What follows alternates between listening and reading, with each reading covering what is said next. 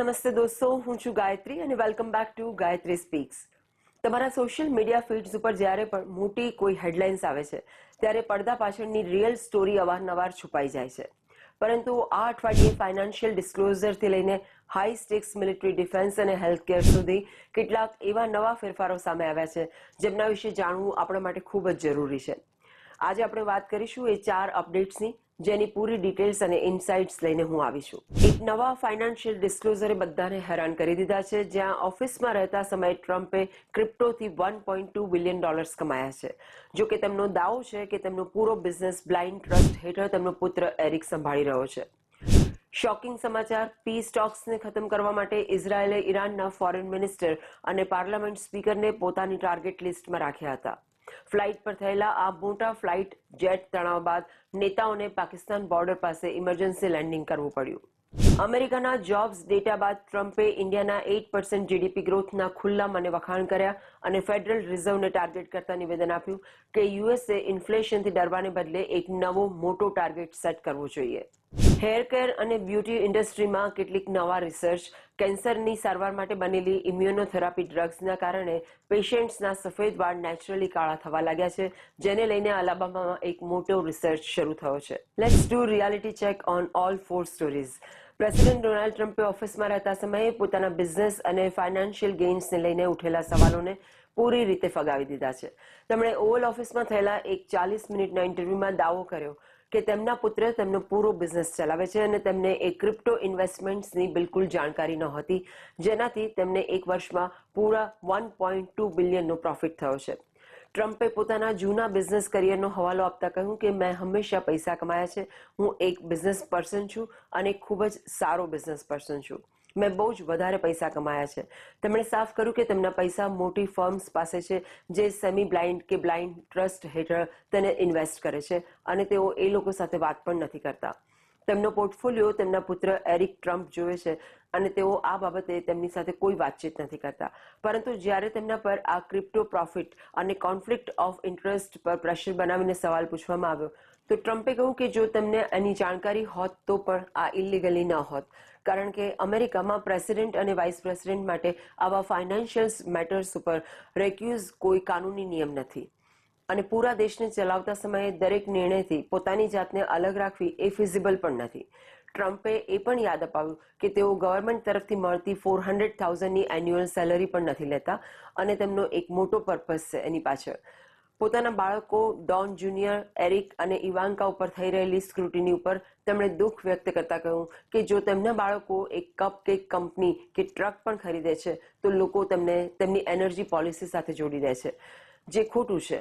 Crypto પર પોતાનો stand clear કરતા ટ્રમ્પે નિવેદન આપ્યું કે USA crypto capital of the world બનવું પડશે અને બિટકોઇન રિઝર્વ તૈયાર કરવા પડશે, નહીં તો ચાઇના આ પૂરા માર્કેટ ઉપર કંટ્રોલ કરી લેશે. દોસ્તો, એક સિટિંગ પ્રેસિડેન્ટનું બ્લાઇન્ડ ટ્રસ્ટના પડદા પાછળથી $1.2 બિલિયનની ક્રિપ્ટોથી કમાવવું અને પછી એ કહેવું કે તમને એની કોઈ જાણકારી નથી, એ ઘણો મોટો મામલો છે. જો કે કાનૂની રીતે પ્રેસિડેન્ટ પર રેક્યુઝલના રૂલ્સ લાગુ નથી થતા, પણ તેમની પ્રો ક્રિપ્ટો પોલિસીઝ અને બિટકોઇન રિઝર્વ બનાવવાના એલાન વચ્ચે આટલો મોટો પર્સનલ પ્રોફિટ થવો સવાલ જરૂર ઊભો કરે છે. ટ્રમ્પનું એ કહેવું છે કે તેમના બાળકોને અનફેર ટાર્ગેટ કરવામાં આવી રહ્યા છે કારણ કે તેઓ પોલિટિક્સ પહેલાથી બિઝનેસમાં હતા. તે તેમનો એક પર્સનલ ડિફેન્સ છે. પણ રિયાલિટી એ છે કે જ્યાં સુધી ક્રિપ્ટો કરન્સી ઉપર ડીરેગ્યુલેશન તેમના જ હાથમાં છે, ત્યાં સુધી આ કોર્પોરેટ રેવન્યુ પર ગ્લોબલ માર્કેટ્સ અને મીડિયાની નજર બહુ ઝડપથી બનેલી રહેશે. ધ ન્યૂયોર્ક ટાઈમ્સના એક રિપોર્ટથી એક બેહદ ચોંકાવનારો ખુલાસો થયો છે, જેમાં જણાવવામાં આવ્યું છે કે યુએસ ઇન્ટેલિજન્સને પૂરો ડર હતો કે ઇઝરાયેલ ચાલી રહેલી પીસ ટોક્સને ખતમ કરવા માટે ઈરાનના હેડ નેગોશિએટર્સને જાનથી મારી શકે છે. એપ્રિલ દરમિયાન અમેરિકાને સચોટ ઇન્ફો મળી હતી કે ઇઝરાયેલી મિલિટરીએ ઈરાનના ફોરેન મિનિસ્ટર અબ્બાસ અરાકચી અને પાર્લામેન્ટ સ્પીકર મોહમ્મદ બાગર ગાલિબાફને પોતાના ટાર્ગેટ પર રાખ્યા હતા. આ બંને નેતાઓ એ જ છે જેમણે પછીથી યુએસ સાથે સીઝ ફાયર અને પીસ ડીલને અપ્રૂવ કરી. જો ઇઝરાયેલ તેમને મારી દે તો ગયા વર્ષે અલી લારીજાનીના એસેસિનેશનની જેમ આ કોન્ફ્લિક્ટ વધુ લાંબુ ખેંચાઈ જાત અને ડિપ્લોમેટિક ચેનલ્સ કમ્પ્લીટલી બ્લોક થઈ જાત.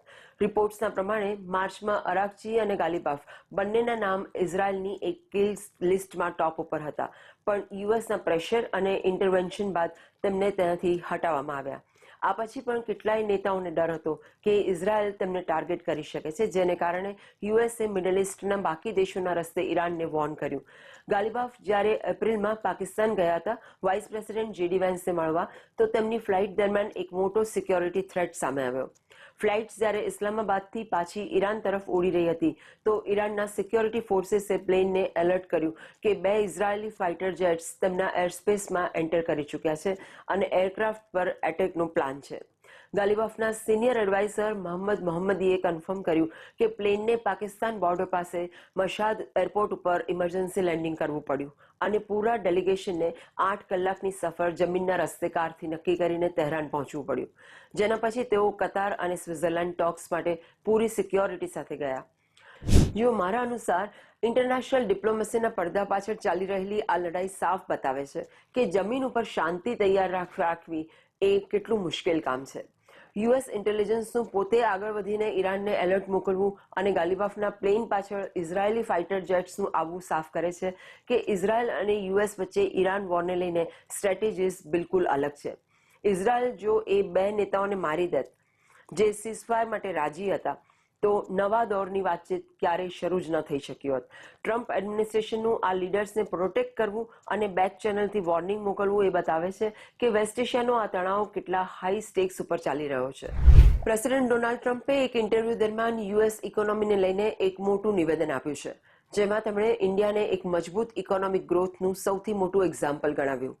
ટ્રમ્પે કહ્યું કે દુનિયામાં થોડા જ દેશો છે જે આ સમયે બહુ સારું પરફોર્મ કરી રહ્યા છે અને ઇન્ડિયા તેમાંનું એક છે, જે 7% થી 8% રેટ પર ગ્રો કરી રહ્યું છે. તેમણે અમેરિકાના ફેડરલ રિઝર્વ અને તેમના પોલિસી મેકર્સ પર તીખો હુમલો કરતા કહ્યું કે જ્યારે પણ અમેરિકન ઇકોનોમી ઉપર જવા લાગે છે, ત્યારે મોનિટરી પોલિસીના નેતાઓ ઇન્ટરેસ્ટ રેટ્સ વધારીને આ ગ્રોથને પૂરી રીતે કિલ કરવાનો પ્રયાસ કરે છે, જે બિલકુલ ખોટું છે અને ખોટો એપ્રોચ છે. ટ્રમ્પે દાવો કર્યો કે અમેરિકન માર્કેટમાં ઇન્ફ્લેશનને લઈને એક અજીબ ડર થઈ ગયો છે, જ્યાં સારી જોબ્સ રિપોર્ટ આવવા ઉપર પણ ઇન્વેસ્ટર્સ ઇન્ટરેસ્ટ રેટ્સ વધવાના ડરથી શેર્સ વેચવા માંગે છે. તેમણે કહ્યું કે હું જૂના સમયને પાછો લાવવા માંગુ છું, જ્યારે સારા નંબર્સ આવવા ઉપર સ્ટોક માર્કેટ ઉપર જતું હતું.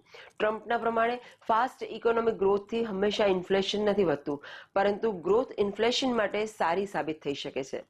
તેમણે પોતાના આ ટર્મને અમેરિકાનો ગોલ્ડન એજ ગણાવતા દાવો કર્યો કે દેશમાં રેકોર્ડ મેન્યુફેક્ચરિંગ થઈ રહ્યું છે, નવી ફેક્ટરીઓ બની રહી છે અને નોર્મલાઇઝ્ડ જોબ્સ કરવાવાળા લોકો ઇતિહાસમાં સૌથી વધારે અર્નિંગ કરી રહ્યા છે. તેમણે સાફ કહ્યું કે યુએસએ 4% ગ્રોથ પર અટકવાને બદલે 12% થી 13% જીડીપી ગ્રોથનો ટાર્ગેટ રાખવો જોઈએ અને ઇન્ડિયાની જેમ ડોમેસ્ટિક કન્ઝમ્પશન અને સપ્લાય ચેઇન ડાયવર્સિફિકેશન ઉપર ફોકસ કરવું જોઈએ. ટ્રમ્પનું ઇન્ડિયાના 8% ગ્રોથનું એક્ઝામ્પલ આપવું અને યુએસ માટે 13% જીડીપીનો ટાર્ગેટ રાખવો સાંભળવામાં બહુ મોટું લાગે છે, પણ જમીન ઉપર આના નિયમો અલગ છે. અમેરિકા જેવા ડેવલપ્ડ માર્કેટ માટે 12%નો ગ્રોથ રેટ અચીવ કરવો ઇકોનોમિક પ્રિન્સિપલ્સના હિસાબથી લગભગ નેક્સ્ટ ટુ ઇમ્પોસિબલ છે.